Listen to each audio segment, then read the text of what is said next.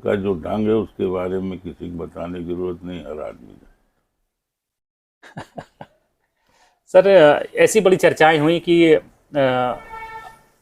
आपको लेकर कि आपकी कुछ नाराजगी थी शुरू में, आप थोड़ा सा प्रचार से दूर रहे। और उस समय अवधेश प्रसाद जी थे, और राजनीति में, युद्ध में जो चुनाव जीतता उसी को सिकंदर कहा जाता। एक साल का जवाब जरूर दीजिएगा सर। आपका एक बयान बहुत वायरल हुआ था जो संविधान को लेकर, जिसमें कहा गया था कि आप संविधान बदलने की बात कह रहे हैं कि 400 सीट आएगी तो संविधान बदल जाए। लगता है इस नारे ने आपको और ओवरऑल पार्टी को नुकसान किया था इलेक्शन में। हमारे साथ इस वक्त एक बहुत ही जानी मानी शख्सियत हैं जिनका नाम है लल्लू सिंह। लल्लू सिंह जी फैजाबाद कहें या अयोध्या कहें, जिले के बड़े नेता हैं, 5 बार विधायक रहे हैं, 2 बार सांसद रहे हैं।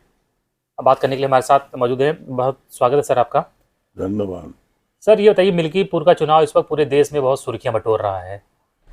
ऐसा क्या है कि मिल्कीपुर पर सबकी निगाहें लगी हुई हैं? अयोध्या लोकसभा हारने के बाद जो मिल्कीपुर का उपचुनाव हो रहा, स्वाभाविक रूप से अयोध्या जनपद का एक की विधानसभा है। उस उपचुनाव को हम भी जीतना चाहते हैं और विपक्ष भी कोशिश कर रहा जीतने के लिए, क्योंकि अयोध्या जनपद की वह सीट है, इसलिए स्वाभाविक रूप से सबकी निगाह उस पर है। आप के लिए ज़्यादा इम्पोर्टेंट इसलिए है कि बीजेपी एक साल में दोबारा अयोध्या में नहीं हारना चाहती है, क्योंकि अयोध्या में हार जीत का मैसेज पूरे देश में जाता है। हमारे ही लिए नहीं, भारतीय जनता पार्टी के सभी कार्यकर्ताओं के लिए महत्वपूर्ण है मिल्कीपुर विधानसभा का चुनाव जीतना, और इसलिए सारे कार्यकर्ता जी जान से लगे हुए हैं चुनाव। विपक्षी दल समाजवादी पार्टी कह रही है कि आपके कार्यकर्ताओं के साथ प्रशासन भी जी जान से लगा हुआ है। देखिए, जब व्यक्ति चुनाव हारने लगता है तो अपने को बचाने के लिए वह इस प्रकार के मनगढ़ंत आरोप लगाता है, ये स्वाभाविक है।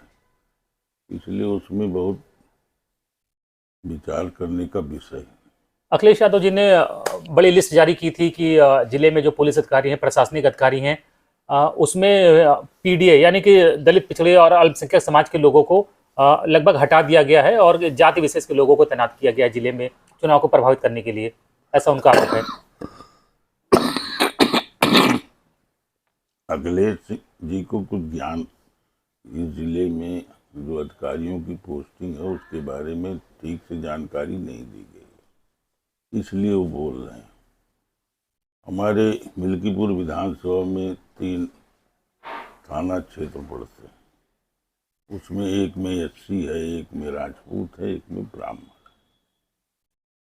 तो कैसे कह सकते हैं कि, और अगर संपूर्ण जनपद के अधिकारियों के बारे में जानकारी चाहें तो अपने आप ही आपको पता लग जाएगा।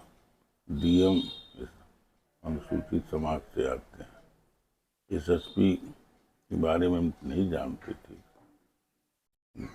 आईजी साहब, आईजी जो हैं ब्राह्मण हैं, कमिश्नर भी उसी समाज के हैं। और भी विभागों में जब आप देखिएगा तो अधिकांश विभागों में, सभी में लगभग, चाहे वो सिंचाई विभाग हो, पीडब्ल्यूडी हो,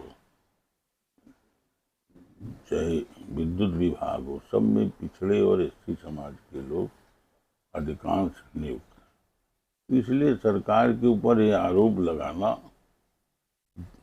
गलत है और झूठा आरोप लगा रहे हैं। सर आपका कैंडिडेट जो है वो पॉलिटिकल पृष्ठभूमि से नहीं है, बताया जाता है गुजरात के वो व्यापारी हैं, और तो नहीं लगता है कि कैंडिडेट आपका नया है और तो उनको समय कम मिला अपने प्रचार के लिए, तो ये एक थोड़ा सा दिक्कत हो सकती है। वो मूल निवासी यहीं का है, अमानीगंज के बगल का है। उसके परिवार के कुछ लोग गुजरात में भी रहते हैं, गुजरात में भी उसके पास छोटा मोटा कारोबार। लेकिन जब से चुनाव घोषित हुआ तब से वह निरंतर क्षेत्र में बना हुआ, घर घर उसके परिवार के लोग कई बार संपर्क कर चुके हैं, और उसकी पत्नी 2 बार जिला पंचायत सदस्य रहे, उसके पिताजी प्रधान रहे हैं कई बार। इसलिए ये कहना कि राजनीतिक पृष्ठभूमि से नहीं है, ये है कि सज्जन है, सीधा है, सरल है, सबके बीच में बैठ सकता है, सबसे बातचीत कर सकता है। इस प्रकार भारतीय जनता पार्टी ने एक अच्छे योग्य प्रत्याशी को मैदान में उतारा। अवधेश प्रसाद जी को आपने देखा होगा 3 दिन में 2 बार रोए हैं। एक बार वो दलित लड़की की उसके साथ जो घटना हुई उसको लेकर बड़ा आहत हो गए और रोने लगे। हमको उनके बारे में कुछ नहीं कहना है, पूरा जनपद जानता है। अवधेश जी के बारे में बताने की जरूरत नहीं है, हम तो चूंकि शुरू से जानते हैं यहाँ पर जब से वो आए, तो इसलिए टीका टिप्पणी कोई नहीं करना है। सीनियर आदमी हैं, लेकिन अपने अपने ढंग से हर आदमी राजनीति करता है। उनका जो ढंग है उसके बारे में किसी को बताने की जरूरत नहीं, हर आदमी सर ऐसी बड़ी चर्चाएं हुई कि आपको लेकर कि आपकी कुछ नाराजगी थी, शुरू में आप थोड़ा सा प्रचार से दूर रहे, ऐसा कहा गया। हाँ, कोई सवाल ही नहीं उठता। हम शुरू से लगे हुए, जब से यहाँ उपचुनाव होने की बात थी तब से हम यहाँ पर लगे हुए हैं कार्यकर्ताओं के, क्योंकि बेस संगठन हमारा, हम संगठन के माध्यम से काम करते हैं और उस आधार पर लगे हुए हैं। हम लोगों ने आपस में तय करके संगठन के माध्यम से, उस हिसाब से हम अपने अलग से काम उसको कर रहे हैं, और जो यहाँ पर संगठन ने और लोगों को लगाया है वो अलग से काम कर। हम सब लोगों की आपस की रणनीति।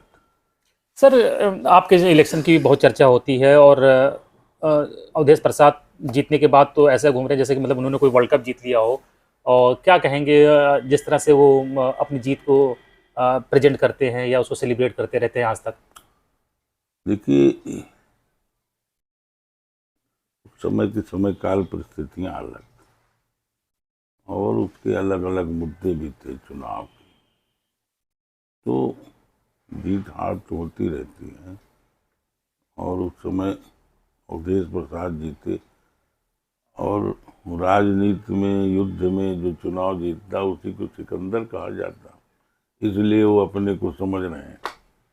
कहाँ चूक हो गई सर आपके इलेक्शन में, कहाँ कमी रह गई?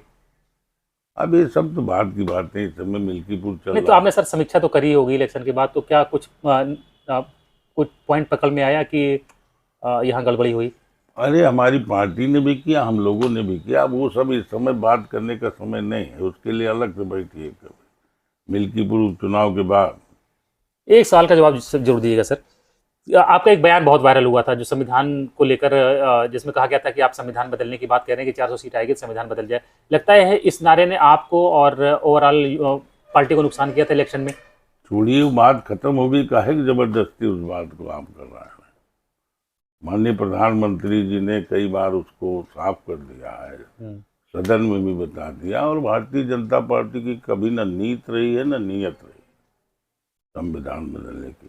जितना बाबा साहेब अम्बेडकर के प्रति हम लोग, माने भारतीय जनता पार्टी के मन में आदर और श्रद्धा है, उतना किसी में। तब सर ऐसे बयान फिर कैसे आ गया था आपके? अरे भाई अब छोड़िए, वो सब बात बाद में होगी, काहे जब नहीं, लेकिन लोग तो जानना चाहते हैं ना सर, एक सवाल तो है ही है सर ये। वो बाद में बात होगी, छोड़िए। तो क्या लग रहा है सर, मिल्कीपुर को लेकर कितना कॉन्फिडेंट है? मिल्कीपुर से हम बहुत भारी मतों से जीतने वाले। मिल्कीपुर इसलिए इम्पोर्टेंट है कि यहाँ अयोध्या की में होने वाली कोई भी हार जीत एक बड़ा मैसेज देती है, इसलिए इम्पोर्टेंट है। स्वाभाविक रूप से पूरा देश चाहता है कि मिल्कीपुर हम लोग जीतें, और हम भी चाहते हैं कि हम मिल्कीपुर जीतें, इसलिए हम सारे लोग लगे हुए हैं उसमें। चलिए सर, इतनी बिजी शेड्यूल में हमको समय देने के लिए बहुत बहुत धन्यवाद। तो पूर्व सांसद लल्लू सिंह जी के इन तमाम बयानों के बारे में आप क्या सोचते हैं, कमेंट बॉक्स में जरूर बताएं। धन्यवाद।